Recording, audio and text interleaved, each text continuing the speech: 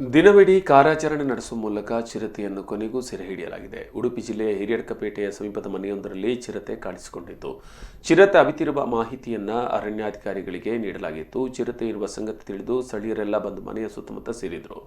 ಚಿರತೆ ಸೆರೆ ಹಿಡಿಯಲು ಸಾರ್ವಜನಿಕರ ನೆರವಿನೊಂದಿಗೆ ಅರಣ್ಯ ಇಲಾಖೆಯವರು ಮುಂದಾದರು.